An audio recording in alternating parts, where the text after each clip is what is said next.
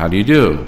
Jen and Cam feel it would be unkind to present this program without a friendly word of warning. We are about to unfold our true crime podcast, a podcast of lifelong friends who seek to examine crimes which were committed without reckoning upon God. The discussion will be frank, and the subject matter will be of a grim and violent nature. I think it will thrill you. It might even horrify you. So, if there are young children listening, or if you feel unwilling to subject your nerves to such a strain, now's your chance to, well, we've warned you.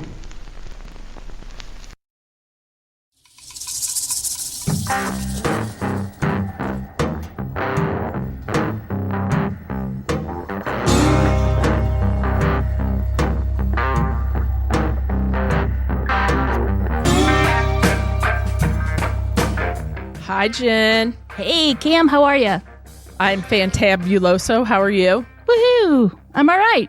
Yeah? Living the dream. Yeah, it's cold here. We just got a bunch of snow. We did. I love it. Good. Mm-hmm. Everybody here loves it too, except the dog. The dog is almost... The snow goes way over his belly. He's like a little Westie dog, and we got about 6.5 inches snow, 7 inches, something like that. And he's not liking it. That's a lot for us. I do have a good case this year. Woo! Let's go. I'm excited. Not a good case. I'm excited. Let's go. I hate saying good case. I hate saying it's interesting. Let's put it that way. It's sad and horrifying, and it's interesting.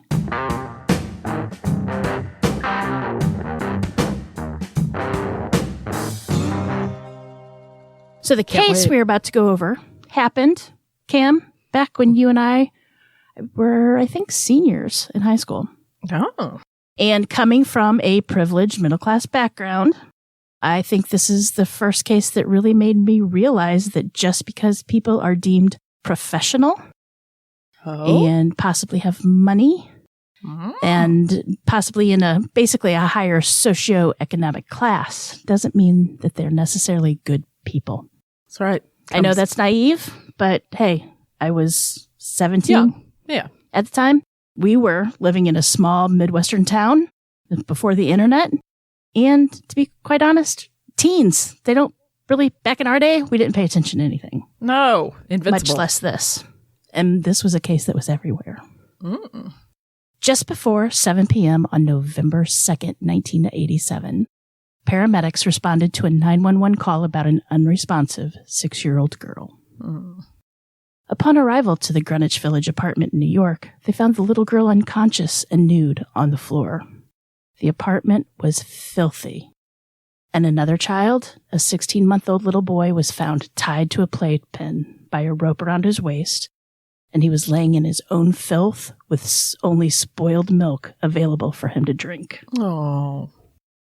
The homeowners were Joel Steinberg, a respected attorney, and Hedda Nussbaum, and his common-law wife, who used to edit children's books at Random House Publishing. According to Steinberg, the little girl had stopped breathing twice during the night, and as paramedics asked him to turn on the lights so they could administer aid, he asked, "Is this really that important?" That's a quote, by the way. Thank you. It's interesting looking at this through adult eyes. Let's just put it that way. Especially pre-children and post-children. Right. So when we were 18, it would look one way versus now. Right. Wow. And society's different too, but we'll get into that later. 6-year-old Lisa was rushed to nearby St. Vincent's Hospital in critical condition. Her parents had said that she hadn't been feeling well the night before, and they believed that she'd choked on her own vomit. Lisa was in a bad way, and none of her injuries seemed consistent with choking. She had bruises all over her head, torso, and back, and it seemed as though she was suffering from a brain injury. Doctors at the hospital contacted the police before they spoke to Steinberg. When they told Steinberg that Lisa had a major brain bleed and would be placed on a respirator, he seemed unfazed. And when the officer asked him about cuts and bruises on his hands, Steinberg simply wiped the blood off and tried to hand his business card over, mentioning that he had represented officers in the same precinct before. Steinberg then left the hospital. This man is infuriating. Something's missing, though. Like that, there's brain synapses are not connecting or something. That is not normal behavior. Well, none of that is, but okay, go ahead. Police observed the little girl as she laid in intensive care. They wanted to do this before they obtained a search warrant for the wealthy couple's brownstone apartment. The 16-month-old was taken into emergency care while officers tried to search the cluttered and dark house. Investigators found a large amount of, the 4 C's. A large amount of cash, cocaine, cannabis, and crack pipes, along with narcotic scales in the house. Okay, see, I said the brain synapses weren't going. Mm-hmm. Steinberg and his longtime partner, Hedda, were placed under arrest on suspicion of child abuse and taken to the New York City precinct for questioning. Steinberg insisted that Lisa had had a stomach bug and choked on vomit. He denied seeing any injury on her, despite the fact that there were clear knuckle imprints on the little girl's face. His clothing was seized and sent for analysis, and just as police were about to examine his hands and videotape it, he bit his fingernails down and swallowed them. Ew. Cleaning each one. He's wiping away DNA. Yeah, he sure is. Mm-hmm. In a separate room with brighter lights, investigators could see that Hedda Nussbaum had suffered a lot of injuries. They recorded 6 minutes of video footage, cataloging each wound. She had cuts on her face, bald patches on her scalp, a severely broken nose, swollen eyes, purple welts on her legs and buttocks, and her right leg had gangrene caused by an untreated infection. Oh. It was so bad they thought she was going to lose it or lose her life. Oh, my God. Hedda simply said that she had been injured in an accident. When asked if Steinberg had hit her or Lisa, Hedda replied that he was a great father and he would never hurt them. With Lisa in critical condition, Steinberg and Hedda were charged with attempted murder, assault, and endangering the welfare of a child. Steinberg was placed on suicide watch at Rikers, while Hedda was taken to a hospital where she was being tested for a fractured jaw, a broken nose, 9 cracked ribs, and the doctors were unsure if they had to amputate her gangrenous right leg. Lisa was in an irreversible coma and declared brain dead. After 2 days in the hospital, she succumbed to her injuries. Poor little sweet girl. I still remember the photos of her. I do too. I don't know if it's the Mandela effect or what, but I kind of remember her laying somewhere with something coming out of her nose, like I don't know, like medical equipment, obviously. Oh. It was before HIPAA laws, so they would have shown that. I don't know. I tried to find the photo, but I couldn't find it, so it must be the Mandela effect. But anyway, let's go back and let's talk about Joel and Hedda. Joel Steinberg and Hedda Nussbaum met in 1975. Steinberg was a criminal defense attorney, and Hedda was an aspiring book editor. Steinberg had been admitted to the bar following a military service during the Vietnam War. And when he was deployed, he couldn't take the bar exam, but once he did, he became a very successful attorney. What was his concentration in practice? Do you know? Did you say? I'm going to talk about that right now. Look at me. It's like I'm a psychic. Mm-hmm. It is, or psycho. Many of his clients were drug dealers or involved in organized crime, and he made a lot of money representing them. He also maybe dabbled a little bit in drugs, black market adoption. Oh. Does one dabble in that? That's kind of like being pregnant or sort of pregnant, right? Like you either are or you aren't. He's a horrible human. Joel Steinberg was seen as charismatic and a bit domineering, and Hedda was quiet and shy. Hedda worked her way up to become a children's book editor at Random House, and after years of living together, they decided to have a child. When they were unable to conceive a baby, they adopted a little girl, and they named her Elizabeth, or Lisa for short. Neighbors and friends recall how polite and beautiful the little girl was. A few short years later, the family expanded. The couple adopted a baby boy, and they named him Mitchell. Hedda had become a bit of a recluse in the years prior to Lisa's death. She lost her job after frequent unexplained absences and was rarely seen by other tenants in the Greenwich apartment block. Police had been called to the property a number of times. After suspected domestic violence was referred to the court, Hedda refused to press charges. She even tried to run away a few times. Neighbors began saying that they had heard screaming and thumping from the home, but they didn't want to get involved, so it was never reported, which, of course, is a perfect example of the bystander effect, correct? Mm-hmm. I mean, back then, it wasn't the if you see something, say something. It was just mind your own damn business type thing. Yes. After Lisa's death, the press coverage was enormous. It seemed unbelievable that two successful professionals would beat their daughter to death. Do you remember how it was everywhere? I mean, it was in newspapers, magazines, Little Lisa, TVs, everywhere. You saw that poor little girl's face on every. Because that happens all over, but horrible. it is strange that it was shocking. Professionals, which they're no better than anybody else, successful, I suppose, but sometimes worse. So this wasn't just in New York City, but this was the entire United States. We all grieved for little Lisa Steinberg. Then New York Mayor Ed Koch even said that he wanted to boil Steinberg in oil. And honestly, I still feel that Joel Steinberg has a very punchable face. I mean, just looking at him, he's one of those skeezy human beings. Hundreds of people offered to pay for Lisa's funeral. The city administration was inundated with offers from funeral homes and private citizens. William Nusbaum, Hedda's father, spoke with the press at the time, and he said that she had asked her parents to take care of the funeral and that they would support her 100%. Quote, "I love my daughter no matter what happens." But it wasn't that simple. The police or authorities could not find any record of Lisa or Mitchell's adoption. A 26-year-old woman named Michelle Launders came forward to say that she was Lisa's biological mother. She said that she had paid $500 to Steinberg after he was recommended to her by her obstetrician when she was a pregnant 19-year-old. The money was to obtain his services as an adoption lawyer. He promised her that the little girl would be placed with a Catholic couple, but Steinberg had kept the baby and raised her as his own. That was Lisa? And raised Lisa as his own. Is that better? Yes. Michelle said, quote, "At the time, I didn't really feel that I could properly bring up a baby. I was not married. I was 19 years old.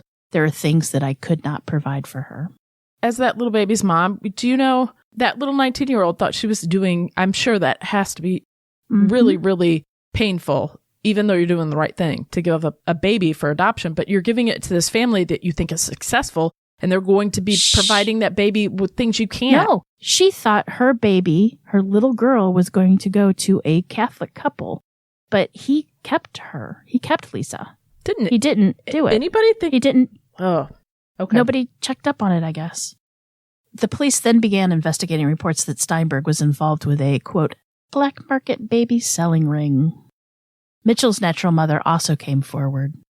Nicole Smeagol was just 18 years old when she came to a custody hearing for the 16-month-old boy after he was placed in foster care. So this poor child was 16 when she had this baby. Nicole had not told anyone other than her mother, Grace Ann, about her pregnancy. Her obstetrician, Peter Sorosi, had agreed to arrange for him to be adopted. Nicole had been dating the boy's father, Mark, throughout high school, but their relationship ended before she discovered she was pregnant. Coincidentally, they had gotten back together just months before the baby was found tied to a playpen.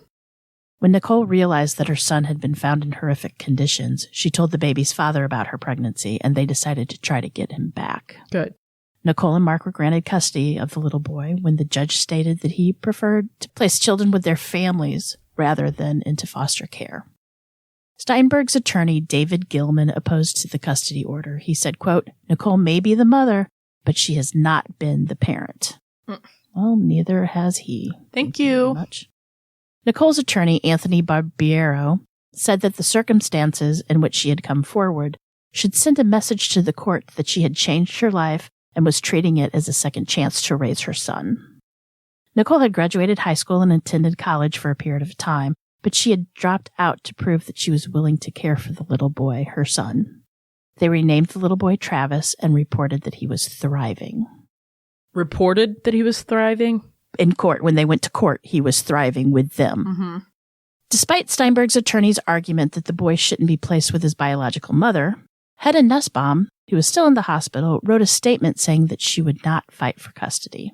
Hedda wrote, "From beyond my tears, I could see him smiling and her beaming with joy, and I was now glad he was no longer in foster care but with his natural mother, who, it seems, will give him plenty of love.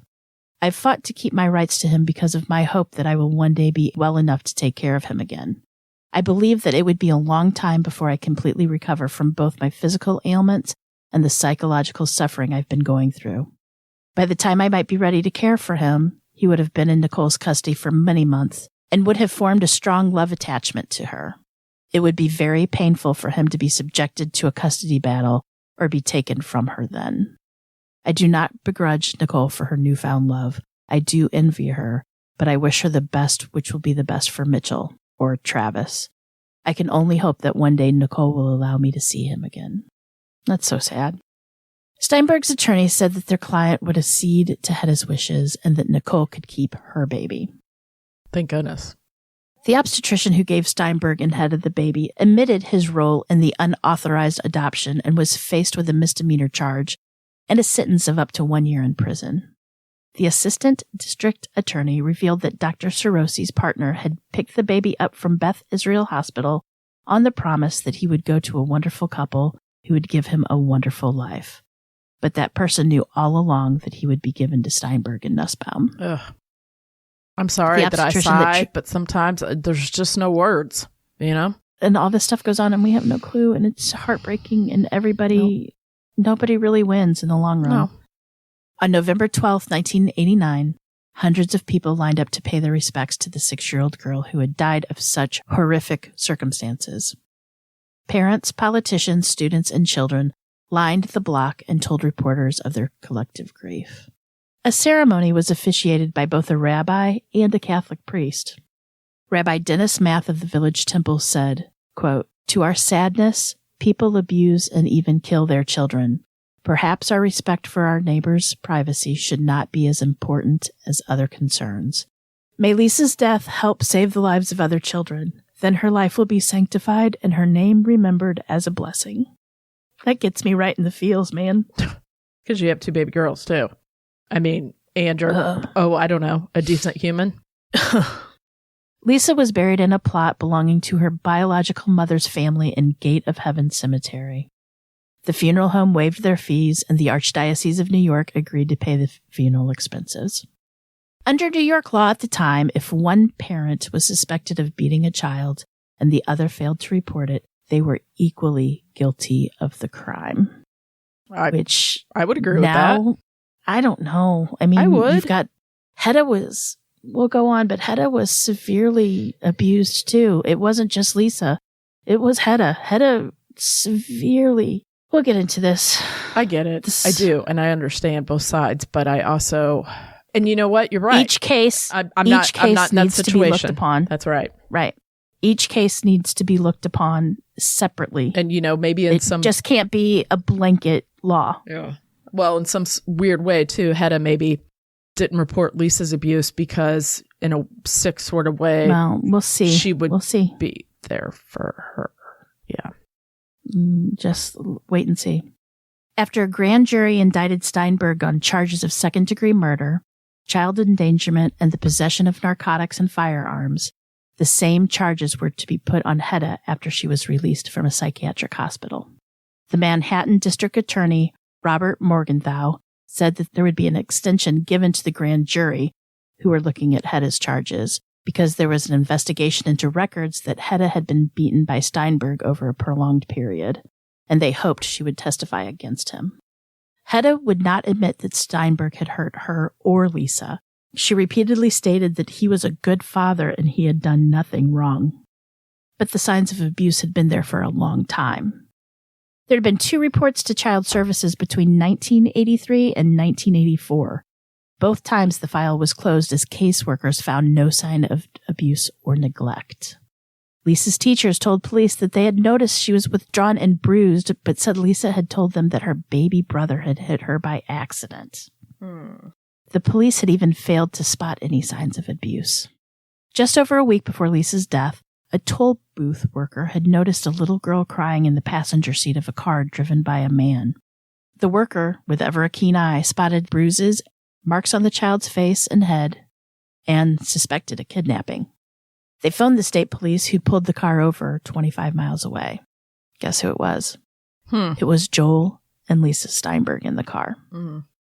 Steinbeck told police that Lisa had a neck problem and just needed a massage. And after Lisa repeated the same thing almost word for word, the troopers let them go. While waiting trial, Steinberg was interviewed by Maury Terry for Vanity Fair. In the article, he spoke about the night before Lisa was found unresponsive, claiming that she had been fine when he went out to dinner with a friend. Steinberg also said that Hedda had been acting differently about that time of Lisa's death and claimed that she was part of a cult. If I remember correctly, it was some kind of sadistic sex cult. He was trying to, I remember for a long time, the world turned on Hedda. Yeah, I remember that too. Mm-hmm. Hedda was still being treated for her injuries by the following summer. She had to have reconstructive surgery on her tear duct, nose, and ear. And to this day, she still has that cauliflower ear, that wrestlers get. Yeah, yeah. You're friends with wrestlers. Yep. Yeah. Her attorney, Barry Scheck, said, quote, "This is not a cosmetic surgery. She has hearing loss from repeated blows to the ear and an eye and nose that were bashed in so many times that the tear duct is disfigured and tears involuntarily." Oh. Hedda was still under psychiatric care and received extensive treatment to try and get her to speak about what had happened in the house she shared with her partner of over a decade and their 2 illegally adopted children. Still, Hedda was apprehensive about testifying against Steinberg, despite pleas from her lawyer and the prosecution. The trial began in October 1988 under an experimental trial. Cameras were allowed in the courtroom and captured the proceedings as they unfolded. I remember that too, clear as day. Steinberg's attorney had said throughout the pre-trial hearings that their client maintained that he was a good father. They also said that Hedda had said that she still loved him and missed him. Hedda had not been indicted by the grand jury, and prosecutors had agreed to drop the charges against her if she agreed to testify against Steinberg at his trial. Assistant District Attorney Peter Casellaro delivered a 30-minute-long opening argument in which he said that Lisa had been beaten by Steinberg so severely that he inflicted the injuries that caused her death. Lisa's biological mother sat through the proceedings in the front row of the gallery, as did Grace Ann Smeagol, the baby boy's biological grandmother. Mm-hmm. Attorney Casellaro said that Steinberg had beaten the girl and left her unconscious on the bathroom floor for over 10 hours before paramedics were called. He said, quote, "Her death was completely needless. Evidence will show that prompt medical care, which should have been called shortly after the blows were inflicted, could have saved her life." Casellaro stated that Steinberg had been obsessed with dominating and controlling those around him, and how after he had killed Lisa, he told various stories about what had happened to her in an attempt to cover his tracks, and how he even chewed down his own fingernails so effective scrapings could not be taken. Just totally ate the evidence. He knew. Casellaro said that Hedda had not been an accomplice, but a victim. He said that Steinberg had, quote, "exploited her weakness of mind and her emotional problems. He beat and broke her until she had become nothing more than his willing servant." Steinberg's lawyer asked the jury to concentrate on the facts of the case and insisted that the evidence was not enough to support a murder charge against his client. Defense attorney Ira London said, quote, "It will not be proven in this case that Lisa Steinberg was murdered, nor will it be proven that Lisa was a battered child. Lisa was neither sullen or withdrawn. She was a vital, active, and engaging child until her death." London told the jury that Hedda was delusional and involved with cults, indicating that her testimony could not be trusted. Mm-hmm. I hate when they Anyway. Judge Harold Rothwax, who presided over the trial, dropped the murder charges against Hedda at the request of the prosecution. They said that an investigation had determined that the fatal blow that caused Lisa's death could not have been inflicted by Hedda, and she was not complicit in the girl's murder.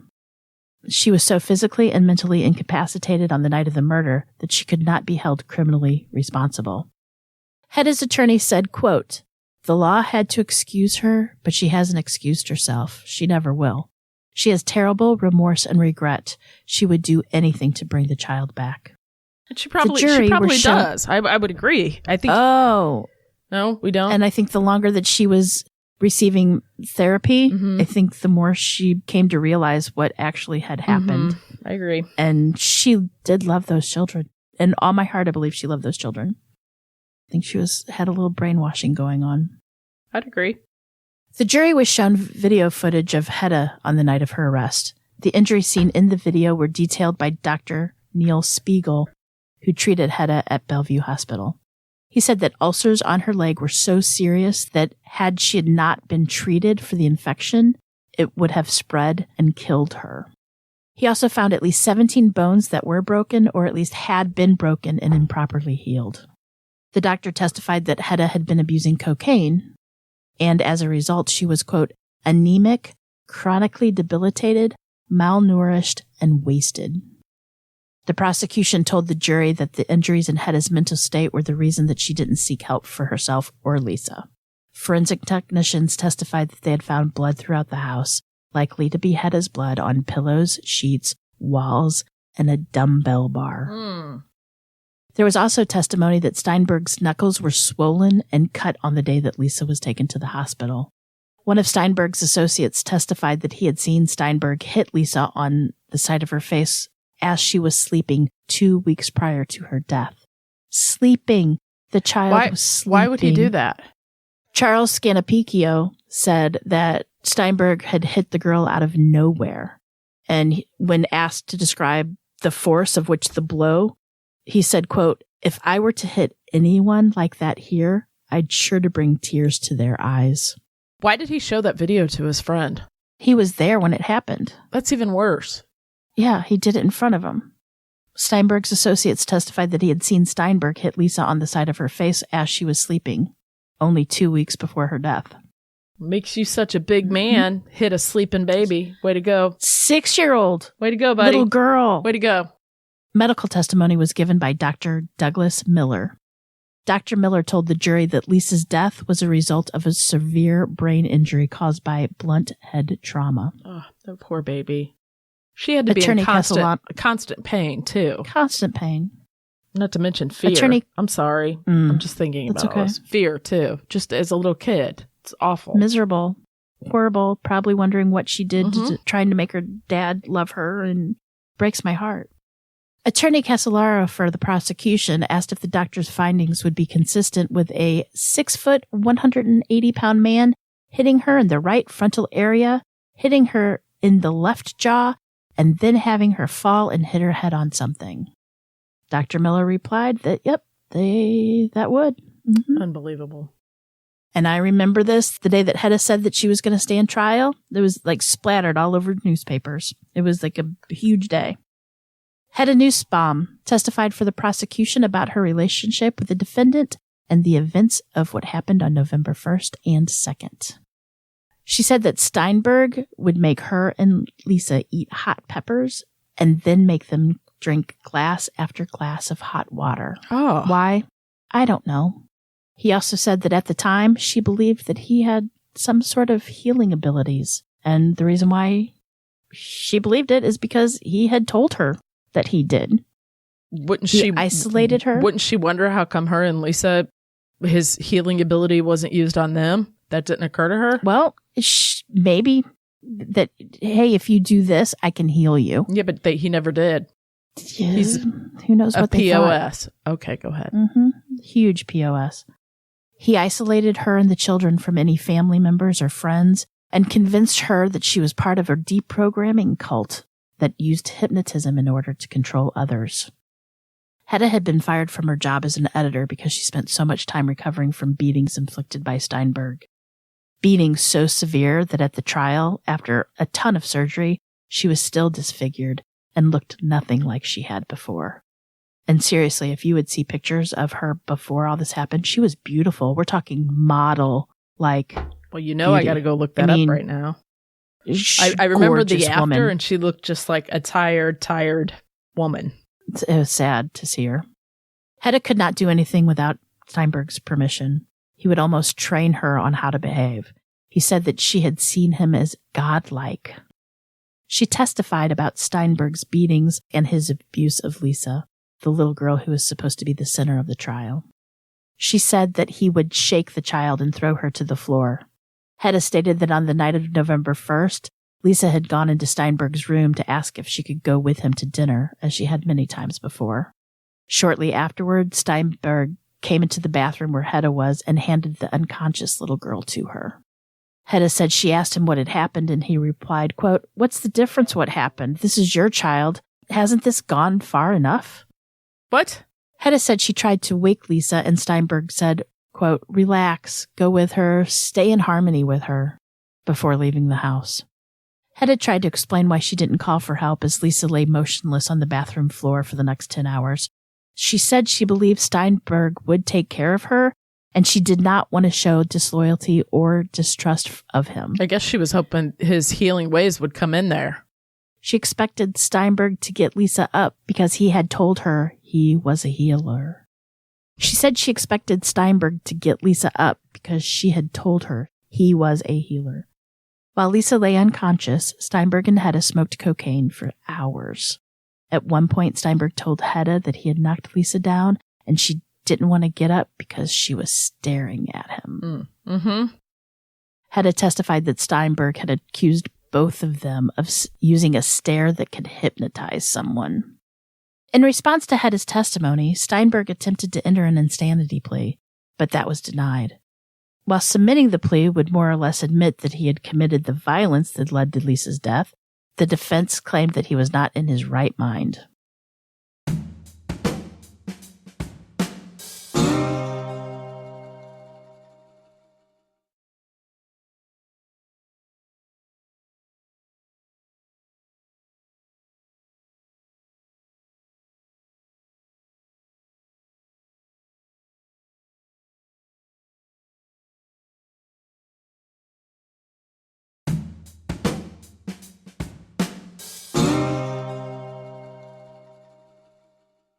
After the plea was rejected, Steinberg's lawyer, Ira London, said, quote, we are not abandoning our defense that Joel Steinberg is not guilty of depraved indifference homicide. Hedda also spoke about how she came to adopt Lisa. She said that they had been friends with the obstetrician treating Lisa's mother, and she had kept them informed of her health and progress. Outside of court, Michelle Launders told reporters that she had not been aware that Steinberg had been watching her during her pregnancy and had planned on keeping her baby. Hedda told the jury about Steinberg's behavior in the months leading up to Lisa's death. She said he began taking more cocaine and speaking about things that seemed improbable to her now that she's at the trial, but she believed them at the time he told her. Steinberg told her people were staring at him and trying to hypnotize him. People had been trying to hypnotize him for years. He also told her that she had been adopted from Europe and that her family were not actually related to her. Hedda said that Steinberg told her that her father had, quote, made a deal with someone. Yeah, the devil. No. Joel did. Not Hedda's father. Oh, sorry. I was thinking. Joel, yeah. Joel. Under cross-examination by attorneys, Hedda was made to explain why she had left Lisa on the floor for 10 hours without calling for help and accused her of making things up to ease her own conscience. After testifying for 27 hours across 7 days of trial, Hedda was taken back to Four Winds Psychiatric Hospital. The defense tried to illustrate that Hedda would have been responsible for Lisa's death and introduce witnesses who claimed that they had seen Hedda hit Lisa before. Marilyn Walton said that once she saw Hedda throw Lisa several feet and slap her across the neck. Miss Walton said that she had told Hedda, quote, if she ever struck that child like that again in my presence, I would put a foot where the sun didn't shine. But then why didn't she do that right then? If I saw you hit your kid or you saw me hit my kid, wouldn't you throw her and hit her on the neck? I'd say I would. Yeah. There's an issue. You need to go to the hospital. Mm-hmm. I agree. The prosecution disputed that this would be unlikely, the throwing little Lisa across the room, because with the extent of Hedda's injuries, there's no way that she would have been capable of doing such a thing. Outside the courtroom, the defense claimed that Steinberg truly believed that Lisa was under the control of a cult who'd hypnotized people and made them have sex with, quote, everyone in the world. Defense attorney London said, quote, he thought he was helping Lisa, not hurting her. He thought he was saving her from the cult, not getting her out of her trance. That's just sickening. I know that they have a job to do, but blaming the 6-year-old little girl for something like this was the 80s, and that cult unfathomable satanic panic stuff was huge, but still, come on. That was. They bolstered his claim with testimony from the witnesses who had seen Steinberg slap Lisa as she slept. Mr. Scanapicchio said that Steinberg had told him Lisa had gone into a trance and that he was just trying to bring her out of it. London said that they wouldn't be pursuing formal insanity of defense, as it would mean that the prosecution would have Steinberg examined which would, quote, open the door to all kinds of things, which kind of makes you wonder what kind of things. Like what?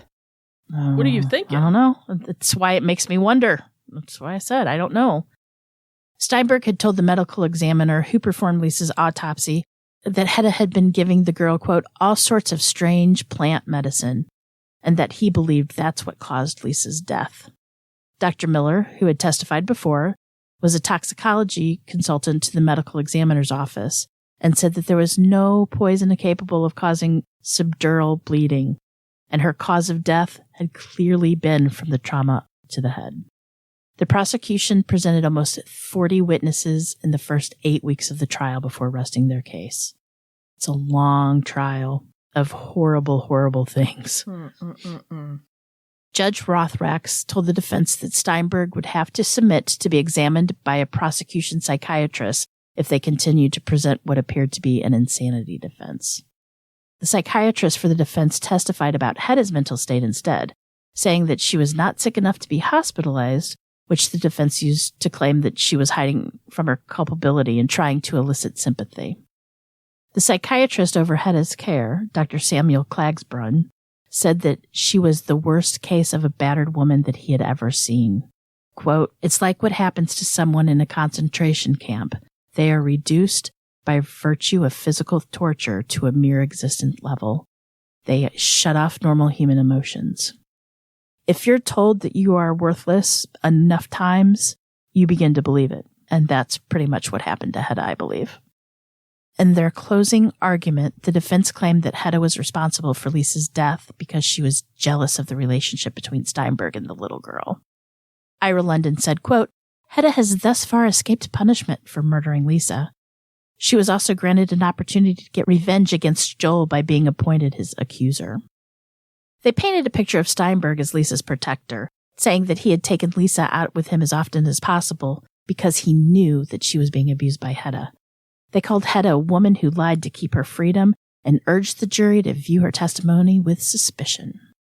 ADA Casolaro, for the prosecution, said that although the state's cases was circumstantial, Lisa Steinberg had provided enough proof from her grave to convict Steinberg of murder. Casolaro said, quote, he beat her, left her lying on the floor, and did nothing to help her. These are acts of omissions that put her in grave risk of death. Could you imagine anything more callous, anything more brutal, anything more concerned? This isn't just depraved indifference to human life. This is monumental indifference to human life. Casolaro reminded the jury of evidence and testimony that linked Steinberg to Lisa's murder and told them, quote, although you never heard her voice, you never heard her speak one word, she was the most powerful witness in this courtroom. From her grave, she, meaning Lisa, was obviously, delivered circumstantial evidence which you should use to convict her murderer, the man she believed was her father, Joel Steinberg. That evidence, and that evidence alone, is sufficient for you to reach a verdict. After 12 weeks, the case was passed to the jury. Judge Rothwax told them that they could convict Steinberg if they found that he was aware the child was injured and in danger and that her death was a result of his actions or inaction. Of course it was. They were also allowed to consider first and second degree manslaughter or criminally negligent homicide, but only if they first acquitted him for murder. No. When the defense attorney asked for the jury to be sequestered over the weekend to prevent them from reading media reports, the judge told London that if he was concerned about coverage, he should try to pass up a television camera once in a while and say, no comment. That's good. Mugging for the camera. Trying to get that fame payday. Yep. After 8 days of deliberations, the jury returned with an unanimous verdict. They found Joel Steinberg guilty of first-degree manslaughter.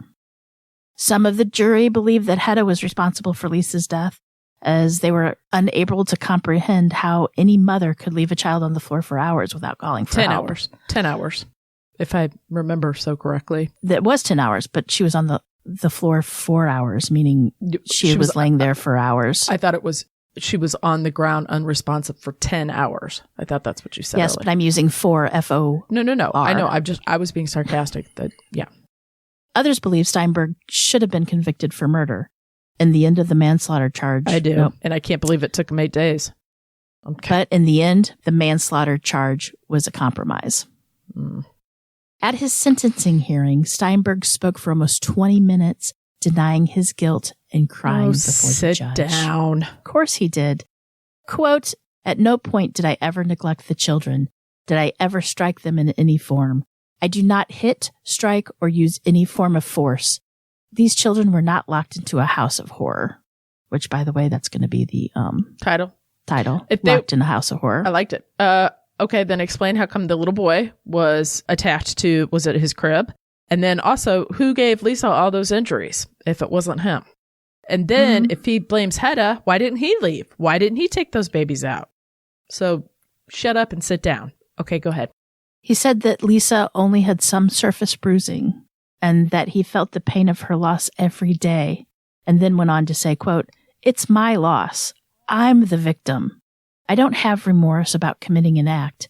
I have remorse about losing my life and the thing that I spent my time with and devoted myself to." Notice that he said this, the thing that I spent my time with. The thing. Did he mean his career? Or did he mean? He met Lisa. Nice. Well, I noticed how that's all about him. Look at me. Look what I lost. Look what I lost. Building. I don't have remorse about committing an act. I have remorse about losing my life and the thing that I spent my time with. Nice. I'm saying that he's meant the thing was Lisa, which is either way, effing scumbag. It's terrible either way. Either he's saying his career or his life, or he's saying Lisa, which is even worse. So Steinberg was sentenced to the maximum term for first-degree manslaughter, which is 8 to 25 years. Not enough. Not enough. Judge Rothwax said that Steinberg had never expressed or displayed any remorse or accepted responsibility for Lisa's death. The judge said that Steinberg was deserving of the maximum sentence and strongly and empathetically recommended against Steinberg ever to be granted parole. I agree. The judge said that Steinberg's extraordinary narcissism and self-involvement led him to become the instrument to Lisa's death. Steinberg filed an appeal on the grounds that the judge should have barred Hedda's testimony as he felt it was prejudicial. He also thought that he should have answered no when asked by the jury if they could convict him of first-degree manslaughter if they found that he didn't intend to kill Lisa. He didn't intend to kill her maybe with that hit, but what he was doing was a long, slow homicide. With every hit could have been the one. And then when the help came, he was taken out because it seemed unnecessary. Yeah, like he was put out on his out. Yeah. His conviction was upheld by the Court of Appeal in 1991. Now, even though the criminal trial was over, there's still civil suits that we have to go over. Lisa's biological mother, Michelle Launders, filed suits against the city authorities, Joel Steinberg, Hedda Nussbaum, the Board of Education, and the police. Michelle felt that the city was negligent when they failed to remove Lisa from the Steinbergs' care, following reports of child neglect and abuse in the early 1980s. The city granted her a settlement of about $1.5 million, fearing she would have been awarded much more of the taxpayers' money if it went to civil court. Right alongside of a convicted child killer. Not a good look for them. After a medical examiner testified that Lisa likely suffered for 10 hours after she had been beaten, Steinberg's lawyer said the civil suit claimed that the girl was, quote, out like a light. Did she die immediately or did she lay there and suffer? Took her days. Okay. Oh, wow. She was in a coma. Steinberg said he shouldn't have to pay anything to Michelle Launders. The suit continued for almost 15 years before he was ordered to pay her $10 million. Nicole, the baby boy's mother, also filed a civil suit, as did Hedda Nussbaum. Steinberg fought both and claimed he was broke. Did he have any injuries that... No. Okay. Not that I'm aware of. Not that was ever He was mentioned. too little. He was neglected, basically, yeah. Okay. Maybe emotional scars, but we'll talk about that later. Hedda was released from the psychiatric hospital following Steinberg's conviction. His lawyers had said at the time that Steinberg still loved Hedda and would visit her immediately once he was free. Hedda's psychiatrist responded by saying, quote, what Steinberg feels is totally immaterial because he has totally lost any right to normal human relationships. The damage he has done is incalculable. Hedda's defense attorney, Barry Scheck, went on to work with O.J. Simpson's Dream Team and is now the director or co-founder, I believe, of the Innocence Project. He is. Hedda has worked in law offices for some time before becoming an advocate for victims of domestic violence and intimate terrorism. That's a mouthful. She said that it took almost a year after Lisa's death for her to see Steinberg for what he was. She was that damaged. Not only damaged, but almost like brainwashed. Brainwashed, yes, exactly. He totally brainwashed her. It had to have been just putting her down all the time, then throwing the drugs. He brainwashed her. It's horrible. Despite numerous psychiatrists and professionals testifying that Hedda's reaction to Lisa's suffering was a traumatic response, or was a trauma response, she was still demonized in the media and public consciousness for decades after. And she still is. I know people that I grew up with that were adults that still think Hedda is just as much of a monster as Joel is.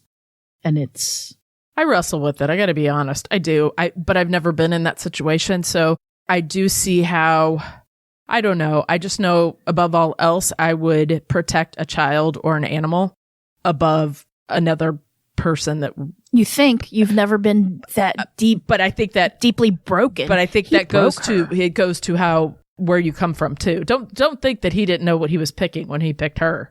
Those kind of predators look for that.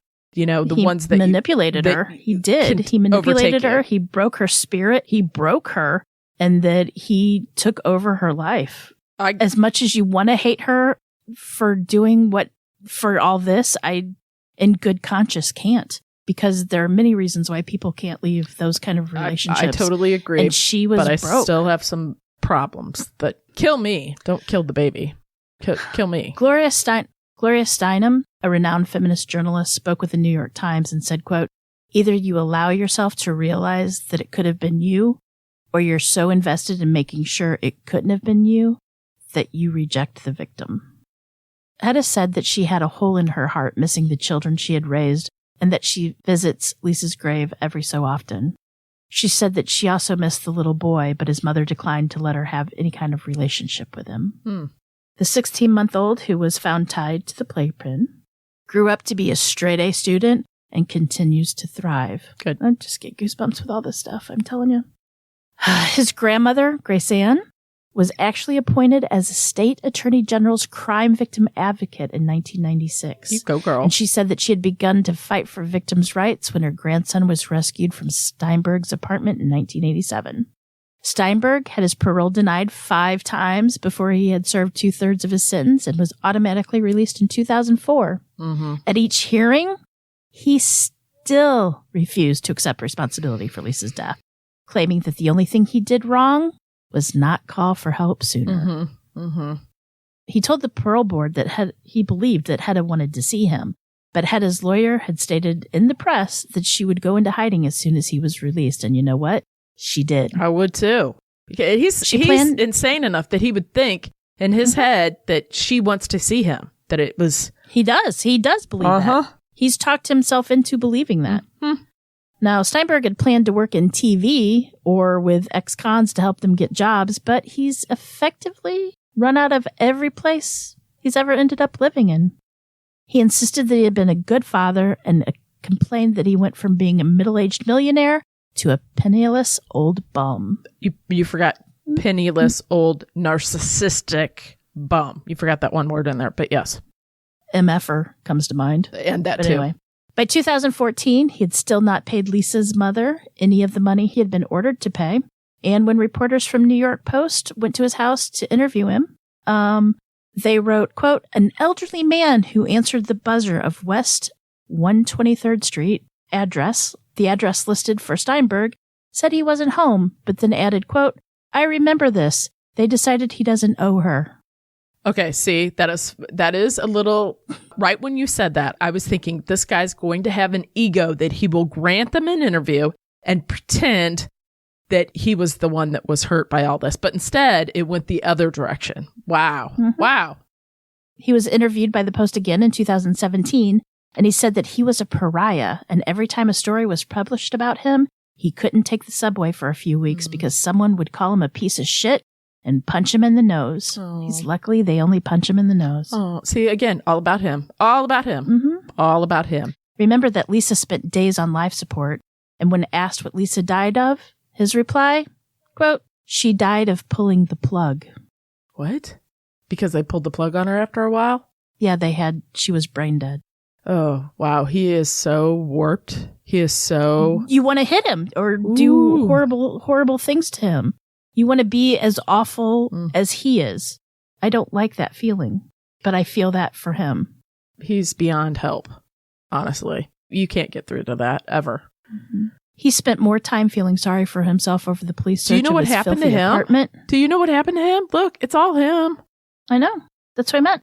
He spent more time feeling sorry for himself over the police search of his filthy apartment than the 6-year-old's brutal death. He said that the police officers knocked over 2 fish tanks, ruining his expensive rug, and he called that truly traumatic. Wow. Wow. Son of a bitch is... Takes all kinds, buddy, and you're... Hedda Nussbaum is still hiding and will likely stay hidden until Steinberg dies. In a letter she wrote while in the psychiatric hospital around the time she decided to testify against the man, Joel, or Steinberg, who had beaten her into submission for over 14 years, reads, quote, "How can I say I'm sorry, Lisa? If only I can do what is done, but I cannot. If only I could be at 14 West 10th Street with today's mind and turn back time, then I would see, I would hear, I would speak, I would save you." While many people now accept that Hedda was also a victim, everyone except Steinberg agrees that he was definitely not. If she was back... I also want to say... Go ahead. If she was back at that apartment, you know what would happen? They would not have only found Lisa dead. It would only be so long before that baby boy would be dead and Hedda would be dead as well. Mm-hmm. I just want to say that if you are a victim of abuse, the National Domestic Violence Hotline is available at 1-800-799-7233 or 1-800-799-SAFE.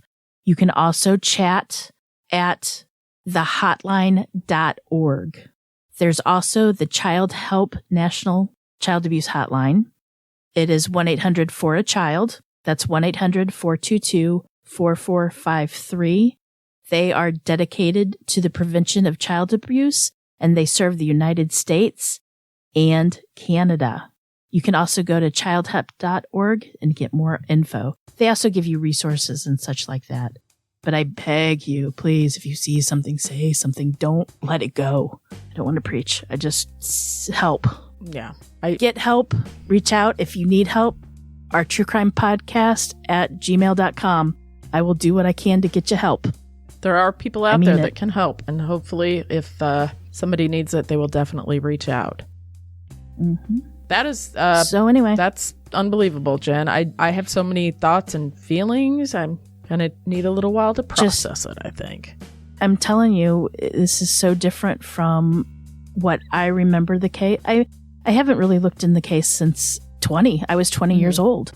And now looking back on it with adult eyes and like you said, with having children, it's eye-opening. My thoughts have completely changed on the whole situation. Really? Did you? Yeah. Did you? Oh, I was all for Hedda. Why did Hedda? She should have known better. She should have done something. Mm-hmm. She should have. I fell for what Joel was saying. Mm-hmm. Not completely. I knew they were both guilty. Mm-hmm. But now that I read into it more and I read and see the pictures of how abused she was, her leg with gangrene, how that must have smelled. The pictures of her, she had bald. You can see the video. Go online. You can see the video of her, the police. She was bone thin. And I'm sure a lot of it had to do with the drugs. And I'm sure a lot of it had to do with Joel. Bone thin. She had this bruise on her back of her leg, on the buttocks, I guess. And it was almost black. Her nose, comparing the picture, we never saw the pictures of how beautiful she was when I was a child. Yeah, because that doesn't sell papers. Exactly. You always saw, she looked, I hate to say this because she's a beautiful woman. She looked like a monster. Well, they made her look like that. They did. She looked the part that they wanted. They only put out pictures that they wanted us to see, that they wanted us to think that she was a monster. But now reading into it and everything, my heart aches for the woman. My heart bleeds for poor little Lisa. Should she have, if she would have been in a better mental state, I know damn well she would have called for help. Yeah. And again, I would like to hear what our listeners think and weigh in, because I struggle both ways. I totally understand she was beaten 10 so badly. That's hard to say. That she'd basically just given up. But how do you get to that point? I mean, and I know drugs. And that's another thing. I understand. But for 15 struggle. years, she lived with him. But the very first time he hit her, didn't she think I need to go? And I know there's that cycle of, but you're victim blaming them. No. I mean, I'm there's saying, people. I'm sure he came back to say, "I'm so sorry." That's what I'm saying. They do that. That's what I mean. I just think about poor little Lisa, and I understand. I don't know. I've never been there. I can't imagine that. But she suffered 9 years of abuse. I'm assuming. Mm-hmm. Hedda had already been manipulated into who he wanted her to be by the time Lisa even came along. And, probably she thought, here comes a baby. This is going to help save me. It's going to give him something to be happy about. So maybe he won't hit me. And then it takes the other turn and he takes it out even more on Lisa. Who's to say that it was maybe he wanted to make Lisa, or maybe it was all Hedda. I'm not for sure. And then he wasn't getting enough attention from Hedda. Mm-hmm. That's what yeah. So who knows? I don't know that part. I couldn't find anything like that. Terrible. It's terrible. When I was looking. He's a terrible person. Yeah. The real tragedy is when they spilled his fish tank. Well, it ruined the carpet, Jen. I mean, seriously, that is his takeaway. That is his takeaway, not the court case. It reminds me of the death of the child, the abuse of the little one. Well, Gacy's still innocent, Jen. He's still innocent. He does not know how all those bodies got underneath those floorboards in the basement. He didn't do it, though. Well, he made that flippant remark, didn't he, about the only thing I'm guilty of is running an unlicensed funeral, or the unlicensed funeral parlor, graveyard, or something like that, graveyard, funeral home, something. I mean, that's a flippant remark. That's like, well, what did Lisa die of? Oh, they pulled the plug.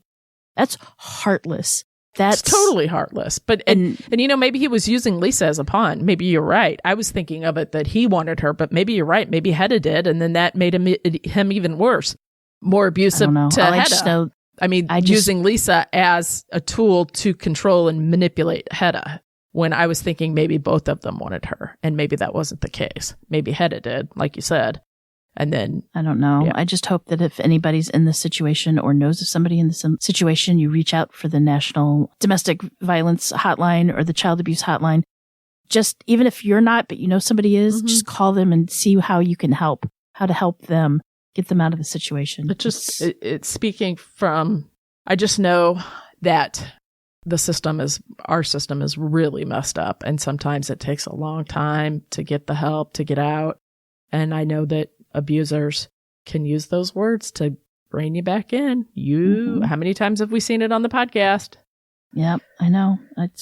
Well, Jen, that was that was a super duper long case, so no need for chatter. Can we all give Jen a round of applause for the names? That was pretty good. Yeah. All of them in here too. And before we go, I'd like to say that we do have a promo this week. It is from our friends for Dealing Justice. Ooh. They've been doing the podcast for a year now, and they have a very unique slant on true crime. They actually are doing one card from the cold case playing cards every episode. And you know what the cold case playing cards are, don't you, Cam? Don't you, Cam? You can say Camille.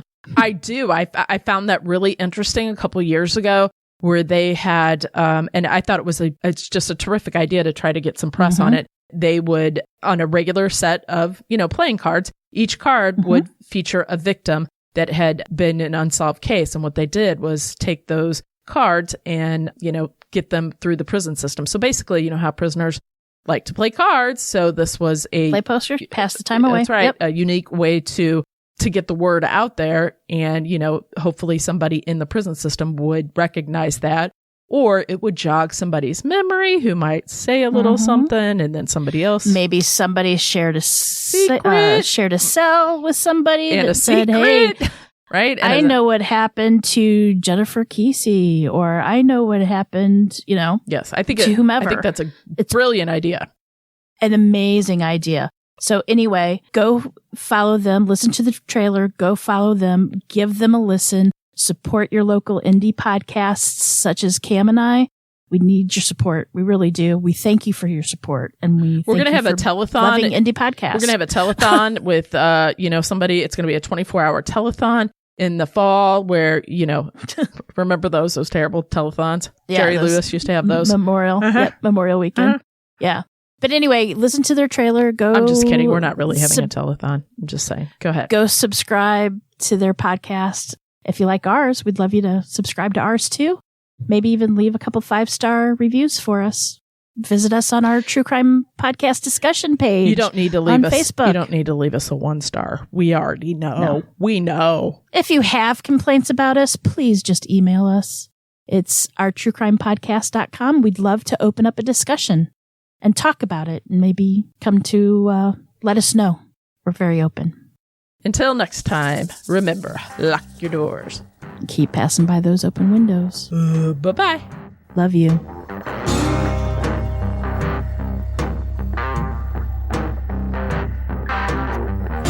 Today's episode was researched and written by Eileen McFarlane. For more information about this episode, as well as all the sources, please check out our show notes or the podcast website at ourtruecrimepodcast.com. Our True Crime Podcast is developed and created by hosts Jen and Cam. Original music and audio mix of all our True Crime Podcast episodes is courtesy of Nico Batiste from We Talk of Dreams. Listener discretion is provided by Edward October of Octoberpod VHS. 911, what's the nature of your emergency? Your world can change in the blink of an eye. He walked into the bedroom and you know that she had been murdered. So he's running up and down, screaming, "Oh my God, someone call 911. There are 2 men killing a girl." I know my son, and he would not go that long without saying anything to anyone. Safety can be an illusion and reality a nightmare. So how do you steal a person, a grown person? Unspeakable crimes can penetrate any small town, big family, pretty face, or innocent child. And in the wake of a loved one's murder or disappearance, there is nothing more cruel or desperate as silence. Why won't people talk about it? That's another thing. People don't want to talk about it around here. For the families of the missing and murdered, they gambled with their sanity as they lose hope in closure and settle for justice.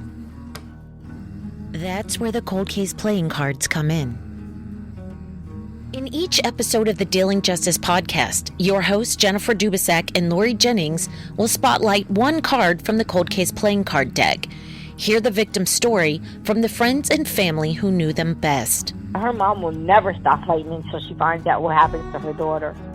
Learn about the crime and help close the case. Welcome to Season 2. We're not just playing cards, we're dealing justice.